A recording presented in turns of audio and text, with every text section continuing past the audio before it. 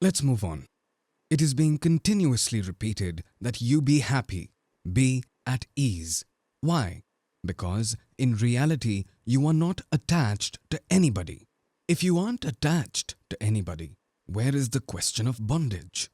Vishwa Sakshi Ho, meaning wherever, whatever is being known by whoever in this universe, wherever there is life that is not different from you, that is you. And if we understand this fact, which doesn't happen so easily, because we've been programmed to believe that I am this body and the name linked to this body, we are unable to see or think anything outside of it. So, if we understand this and see things as they are, then all kinds of searching will come to an end. All kinds of longing will come to an end. That is called the state of love.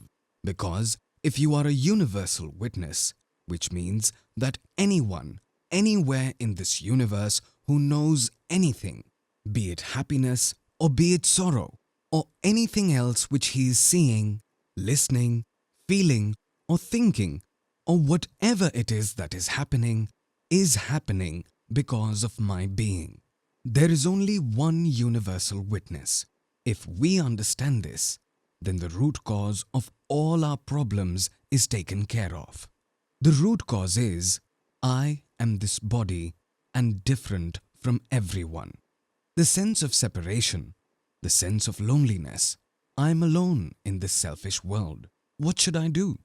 Everyone is thinking about themselves, which is called ego. This is called the sense of separation. This isn't actually a separation. A leaf isn't separate from a tree, although the leaf might feel that it is separate from the tree. If it understands the reality, then it can see an entire tree in that leaf, and the leaf in that tree. Thinking of yourself as separate from the source of life is the root of all problems. Thinking of yourself as separate from God is the cause of all problems. If the truth is separated from me, then I will have to do something, get something, be something. Everyone is trying to be something because they're thinking of themselves as this body. If they realize that they are this entire creation and nothing is separate from them, wherever anything happens, it is me. Wherever someone is unhappy, it is me. Then what is left to be done? Now you can be happy in others' happiness, which is called love. People do experience this love, but in a very self-centric way. For example, I have a relative and I was observing her a few days ago. She's an aged lady. There are a lot of problems with her body. There are so many pains and unimaginable medicines are being administered to her. Her only point of thought is her pain. And how can she forget?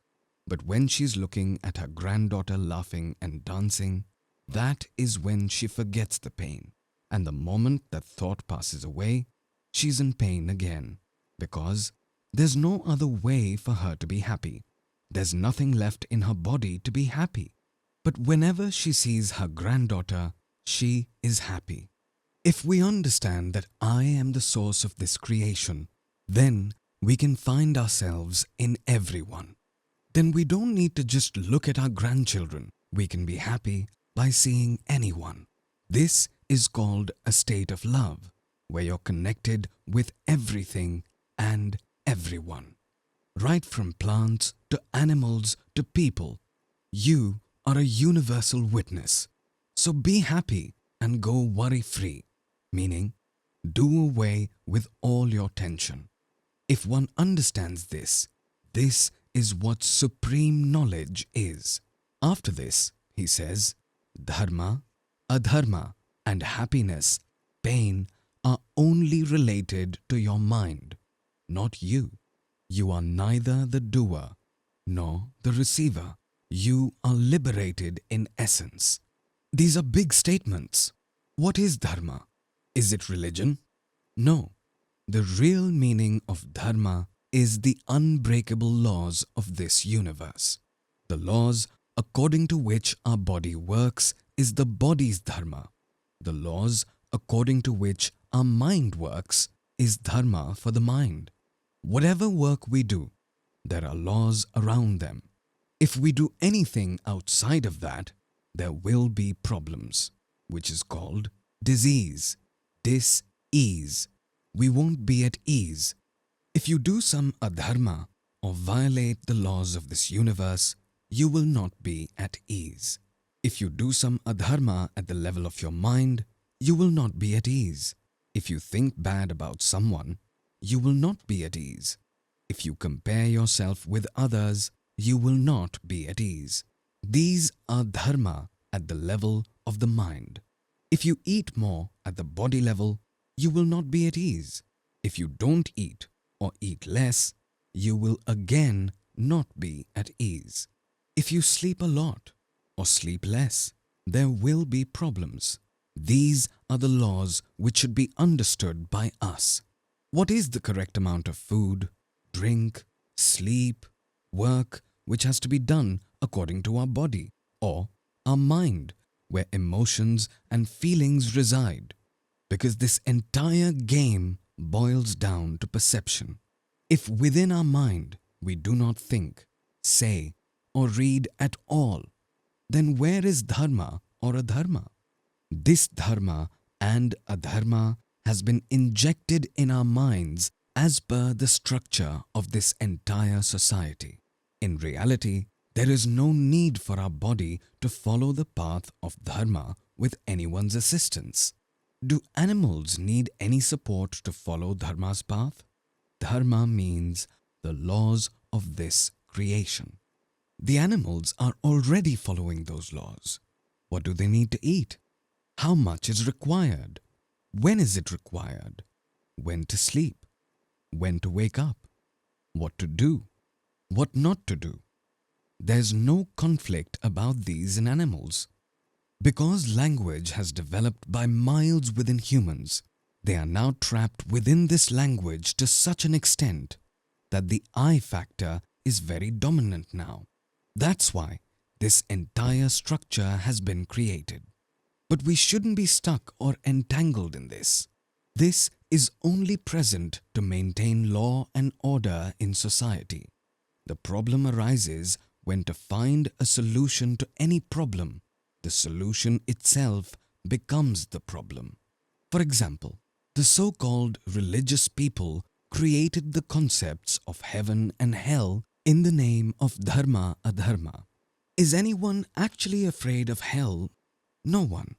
Everyone is busy doing all the wrong things. Dharma means something which can be understood. Reality is something which can be understood. All the laws of this creation are available to be understood.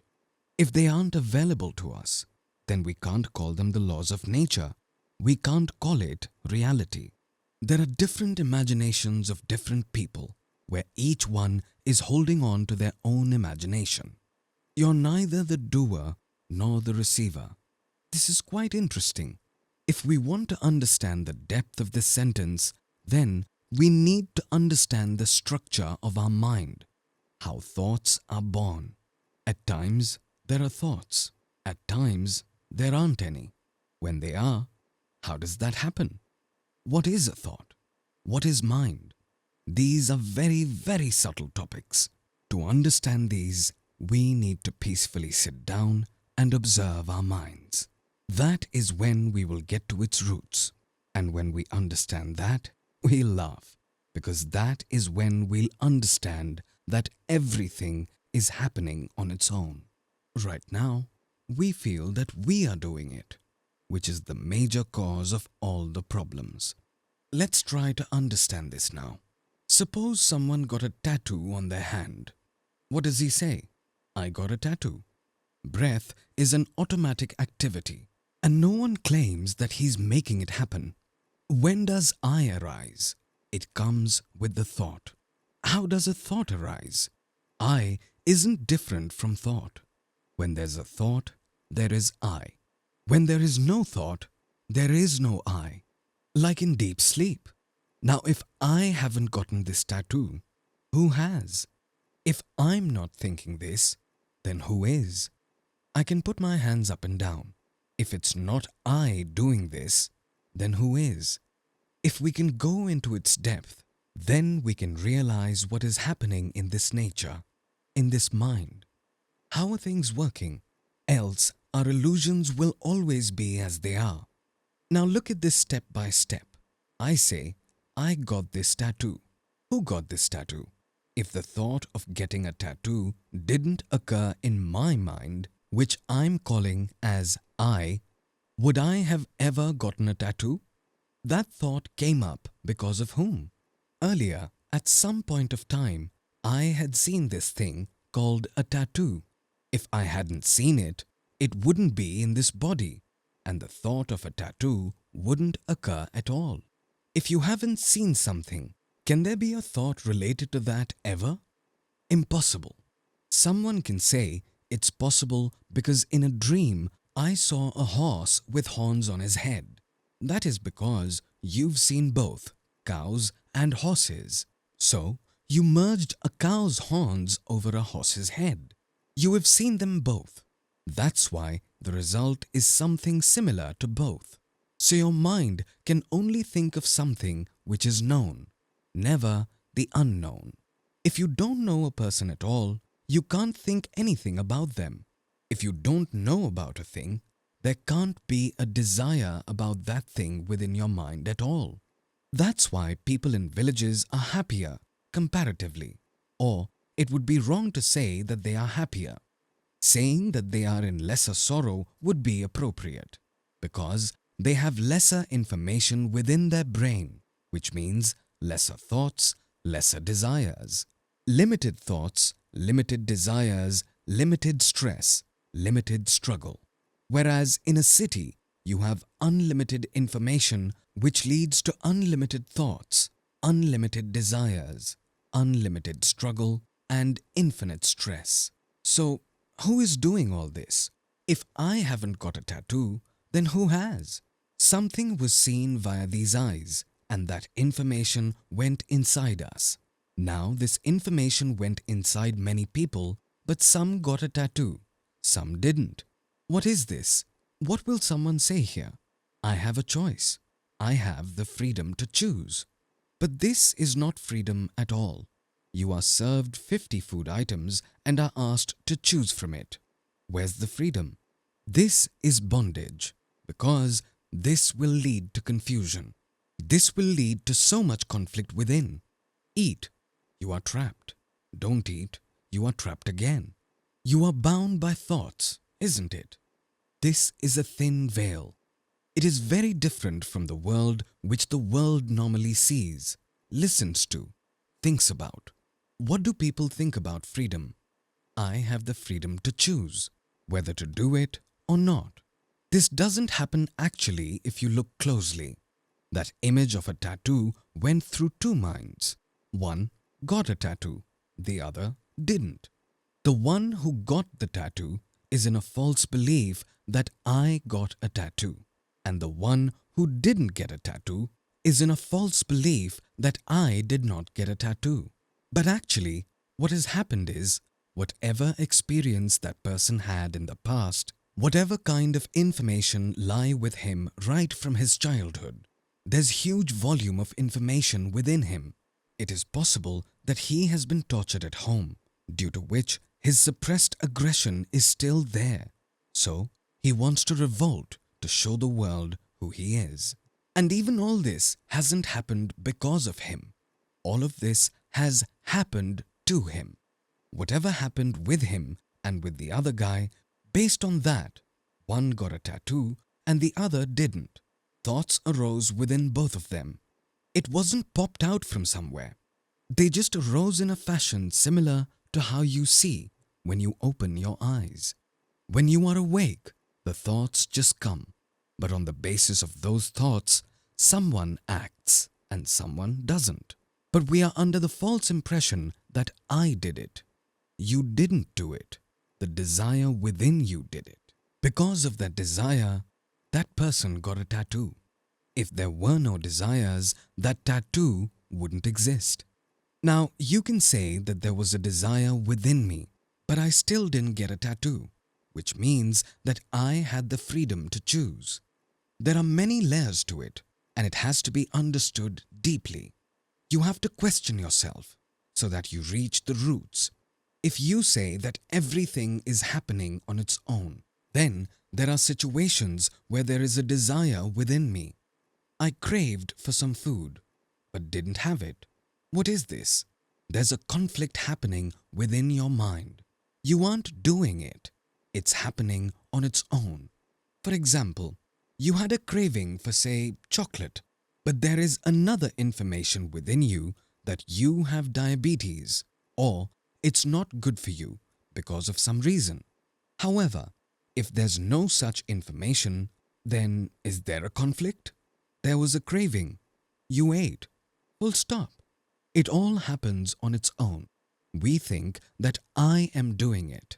In short, if there are any thoughts within your mind, it is due to a desire or fear within you. Fear is the complete opposite of desire, meaning I have a fear of death. Why? Because I have a desire to live. If I do not have a desire to live, why would I be afraid of death? So, do you understand that behind every thought, there is either a desire or fear justifying it? If that is not present, there won't be any thoughts. Countercheck it with any of your thoughts. What do you think all through the day? If you tell me about your thoughts, then I can clearly explain the hidden desires behind those thoughts. Some person is thinking about a pimple on his face all day and night. It means that the person loves his body and skin a lot. So who'll be responsible for his happiness and sorrow? His body. All day and night, he will be consumed with thoughts around his body only. That's how it is. We can easily trace down any kind of thoughts quite easily. If there's no desire, there won't be thoughts, and neither will there be fear. One who has no desires fears nothing. A person is on a spiritual path and meditating for past 30 years. There's a desire within him that he'll be experiencing something, but a fear also engulfs him. It has been 30 years already, and I haven't experienced it yet. I'm not sure if I will experience it before death. One who doesn't have a desire of that experience, he is fearless too. One who doesn't desire that experience, he has no thoughts related to that experience. And one who has a strong desire for that experience, they don't have any other thoughts all day other than those related to that desire. So what is desire? People talk a lot about getting rid of desires. How will you get rid of desires? Is there a way? No. You can only understand this. And during the path of understanding, these desires burn out on their own. You need to see how these desires are born. What is the center point of each desire? I am this body. I am a form. I am finite. I unlimited. This is why there will be desire within me. You are unlimited. Try to desire for something. You are infinite. Try thinking about something. Try to be frightened of something. I am the source of this creation. Try creating some desires within you. So, to create a desire, you need to commit a necessary mistake. That mistake is, I am this body. I am this form. Whatever desire you have, be it to become something, to do something, to achieve something, or a fear of losing something, where will that come from? From the body. How else? This is called a grand vision. For this, you need a mind which is ready to be completely dismantled. Whatever you have latched onto, something which you think you are, that's the sole reason you are being held back. Just look at your body. Is it different from nature? The information within you, is it different from nature? How was that information created? Because of the language, words. How were the words created? Because someone can speak. How can someone speak? Because it is a part of nature. Why is nature present? Because there is a source to the nature. What is that source? That source is me. Reach there and now think. Whatever your thoughts are, where you have some craving, that is how sorrow happens, isn't it? Craving leads to all kind of problems. I'm craving for something. When this truth goes deep within us, all our cravings die. It's fine if I get something. It's fine even if I don't get something. Now what remains? There's absolutely no sorrow within thoughts. Understand this with finesse. Those thoughts which are backed by cravings, desire, sense of lack, that is where suffering lies. I see a book and a thought immediately pops up related to that book. I see a water bottle and a thought pops up related to the water bottle. Is there a problem? There's no problem here. I see a car and a thought pops up. I sit in it and go for my work, come back home. Where's the problem here? Is there any suffering? No. So when does suffering start? I did not get this. He has more than me. These are the problematic thoughts. Fear, if this happens tomorrow, then what will happen? If there's no desire, then where will fear be? So what is going to happen is that your basic nature, the structure of body and mind, say that structure is like a lion. You will roar like a lion. It'll be effortless. You don't need to do something for that. A lion doesn't need to become a lion. The problem is when a lion sees and tries to become another animal. He's trying to fly, and that's where the problem is. If a lion is a lion, there's no problem. Desire means what I am is not making me happy, and I want to become something else which I'm not. You can never become that. There's a story in Ramayana, a golden deer. A deer came and went by is not the problem. You want to own it is the problem. Why do you want to own it? Because you consider yourself different from that deer. You say, I am this body, and if this deer comes closer to this body, then I'll be happy. Who will be happy? I'm that deer itself. I'm that forest where that deer is. I am everything.